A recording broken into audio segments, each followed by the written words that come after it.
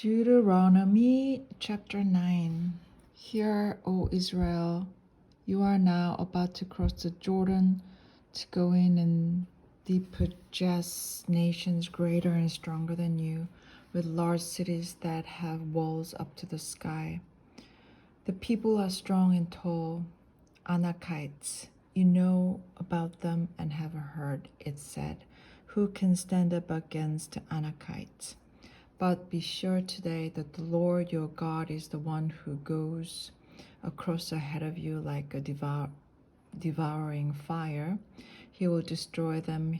He will subdue them before you, and you will drive them out and annihilate them quickly, as the Lord has promised you. After the Lord your God has driven them out before you, do not say to yourself, the Lord has brought me here to take possession of this land because of my righteousness. No, it is on account of the wickedness of these nations that the Lord is going to drive them out before you. It is not because your righteousness or your integrity that you are going in to take possession of their land, but on account of the wickedness of these nations, the Lord your God will drive them out before you to accomplish what he swore to your fathers, to Abraham, Isaac, and Jacob.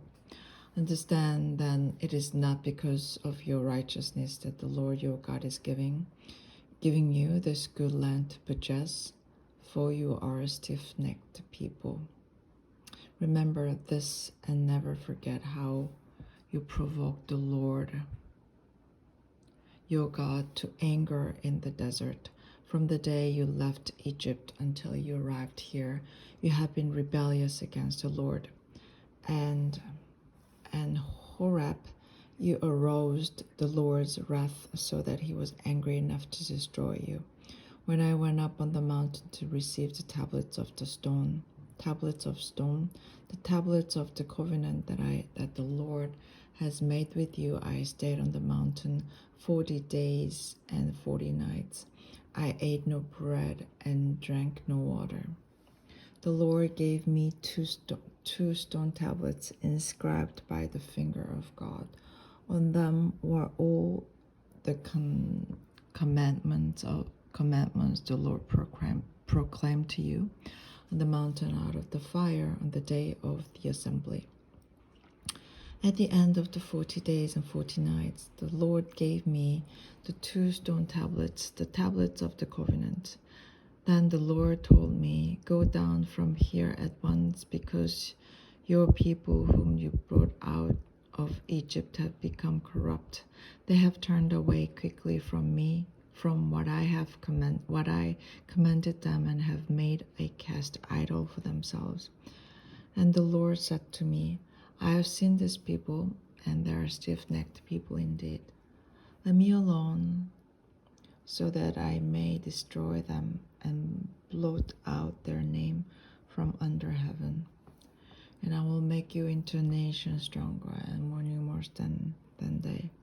So I turned and went down from the mountain while it was ablaze with fire, and the two tablets of the covenant were in my hands.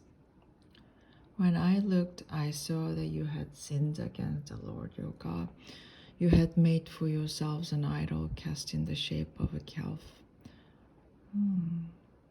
You had turned aside quickly from the way that the Lord had commanded you. So I took the two tablets and threw them out of my hands, breaking them to pieces before your eyes. Then once again I fell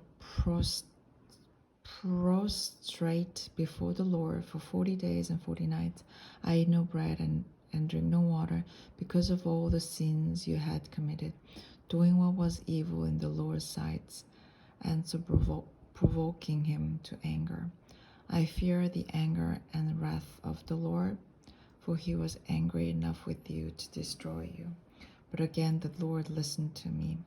And the Lord was angry enough with Aaron to destroy him, but at the time I prayed for Aaron too. Also I took the sinful thing of yours, the calf you had made, and burned it in the fire. Then I crushed it again, ground it to powder as fine as dust, and threw the dust into a stream that flowed down the mountain. You also made the Lord angry at Taberah, at Massa, and at Kibroth Hattaavah. And when the Lord sent you out from Kadesh Barnea, he said, "Go up and take possession of the land I've given you." But you rebelled against the command of the Lord your God. You did not trust him or obey him.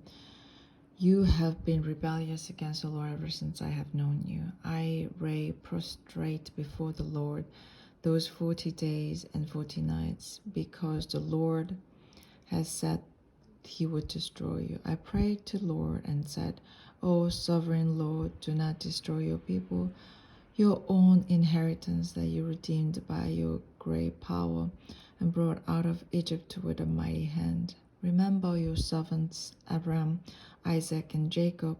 Overlook the stubbornness of this people, their wickedness and their sin. Otherwise, the country of which he brought us will say, because the Lord was not able to take them into the land he had promised them, and because he hated them, he brought them out to put them to death in the desert. But they are your people, your inheritance, that you brought out by your great power and your outstretched arm."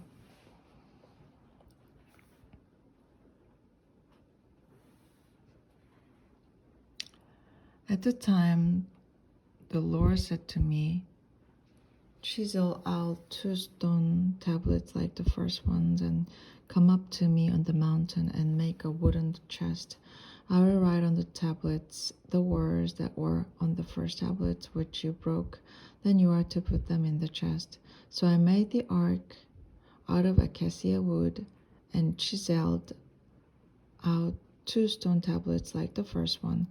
And I went up on the mountain with the 2 tablets in my hands. The Lord wrote on the tablets what he had written before, the 10 commandments he had proclaimed to you on the mountain out of the fire on the day of assembly.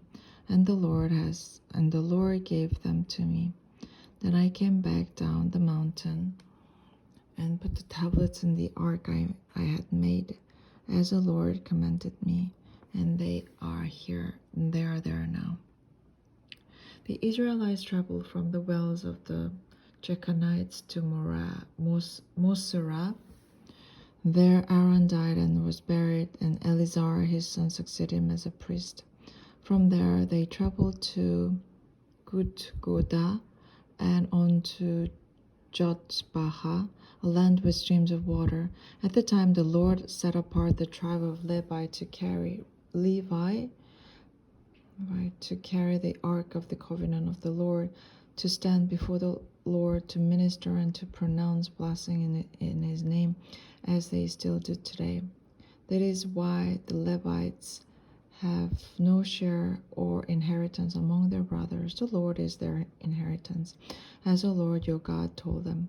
Now I had stayed on the mountain 40 days and nights, as I did the first time, and the Lord listened to me at this time also.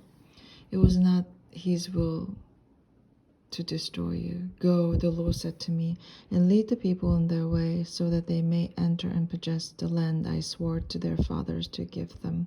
And now, Israel, what does the Lord your God ask of you but to fear the Lord your God, to walk in all his ways, to love him, to serve the Lord your God with all your heart and with all your soul, and to observe the Lord's commands and decrees that I'm giving you today for your own good.